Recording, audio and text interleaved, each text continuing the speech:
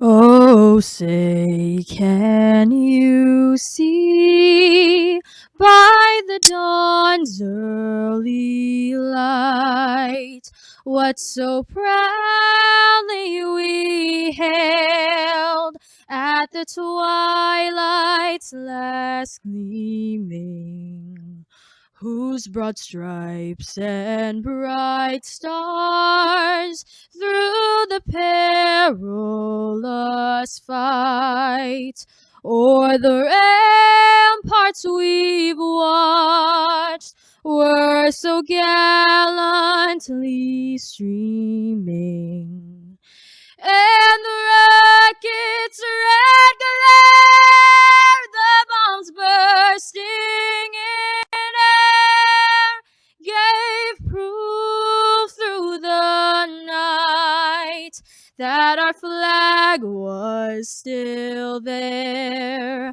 Oh, say, does that star-spangled banner yet wave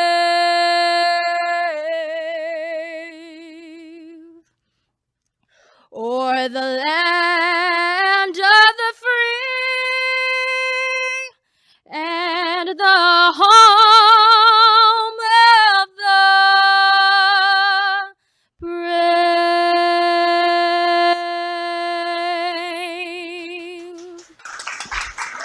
That was beautiful. Thank you, Isabella Paragas of Franklin High School in Elk Grove, California. Let's show her our appreciation.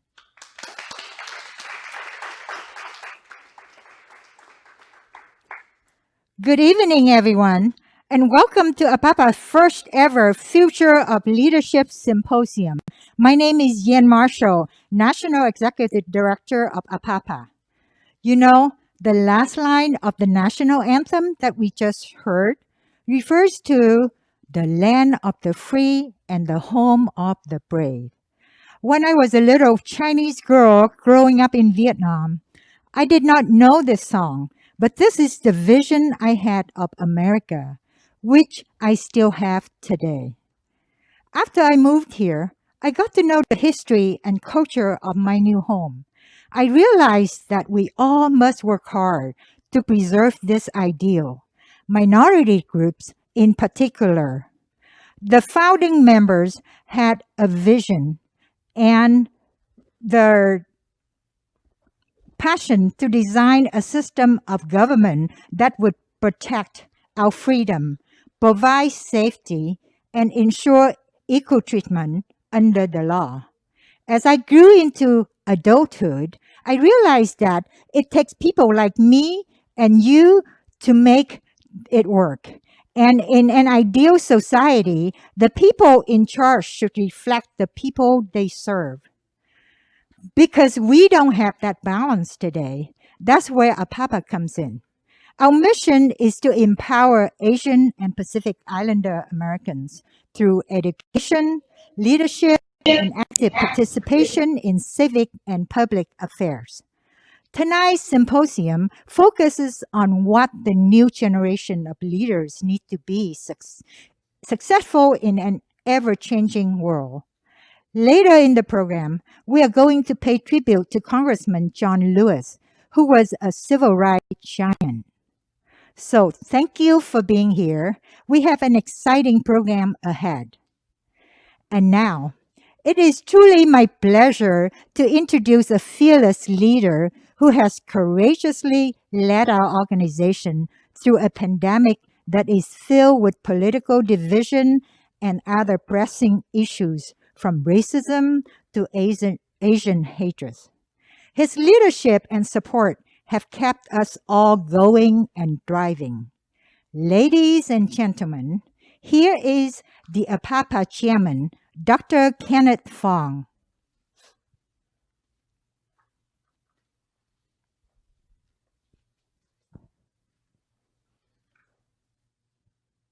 Kenneth Fong, the new chair of APAPA. I'm speaking on behalf of fellow governing board members. I want to welcome the young interns, all the chapter presidents, APAPA members across the nation.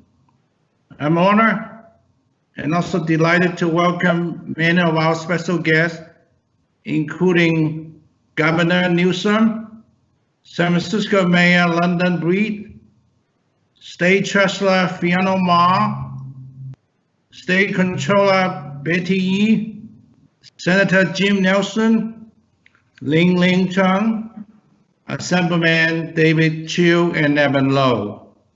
In addition, we welcome our congressman and also congresswomen, Ted Lieu, Judy Chiu, and Grace Munn. On top of all this, we also have two special guests, Jerry Yan and also Alan Fong from Princeton, Rhode Island. Please excuse me if I have left out the names or some other VIPs. I would like to do so in person later. You all know well that APAPA was founded by our beloved CCN at a time when he should retire. He was 65 years old when he founded the APAPA. After all, amongst the 20 years, he seemed to be more energetic than ever. We appreciate his effort together with his lovely wife, Regina, their dedication throughout all this year to build APAPA to what it is today. Here I want to share with you what APAPA has done and achieved in the recent past. First, with the COVID-19 crisis, our nation really needs our help. California is no exception. APAPA members, led by CCN, working in coordination with Governor's Office and other state officers, were instrumental in bringing about 150 million worth of PPE from China to our state. These merchandise are certified and quality product that fulfill the urgent and continuous need of our state. CC, together with Simon, Henry, Amy, and Tony, are the hard-working members behind this tremendous effort. On top of this, let's not forget all the work and donation each chapter of APAPA across our nation have done on their part to help many local hospitals and individuals. For that, I thank all of you. Second, APAPA fight for equality and inclusion. The National Governing Board voted unanimously to publicly support ACA 5 in the amendment of Assembly Bill 979. From our study, ACA 5 would not reduce Asian American representation in higher education while helping our minorities brothers and sisters in gaining higher education representation to achieve a more diverse and therefore a better education experience. This is the right thing for APAPA to do. As for Assembly Bill 979, we want Asian Americans to be included because this bill will increase our representation in corporate board where our representation is lacking. This is an important bill to us, and APAPA is partnering with sister API organization to fight for our right with the help of our state legislature. Third, we believe in justice. With the killing of, or maybe you can say murder, of George Floyd, the country is crying out for justice. We fully support our minority groups, black, brown, or yellow, for equal justice, and we hope to see justice being served in the near future. With the COVID-19 crisis, we have seen injustice done to the increasing numbers of our fellow Asian Americans because many people mistakenly take Asian American as the causes of the coronavirus. We support the reporting of the anti-hate crimes and the prosecution of those who committed those crimes against Asian American for no apparent reasons. APAPA will be on constant alert, and we urge you to report those incidents in collaboration with other organizations such as CAA of San Francisco. Last but not the least, we believe in the young people of our nation. APAPA exists to provide this an example so that our young people can carry on our torch to make a bigger difference to our community and our nations. We believe in the training of our young people, and that's why we take our internship training very seriously every year. I would like to cite one example. One of our previous intern, who is now the council member of Oakland, Shan Tao. She was actually a young person who was looking for meaning and the right causes to make a difference in her life.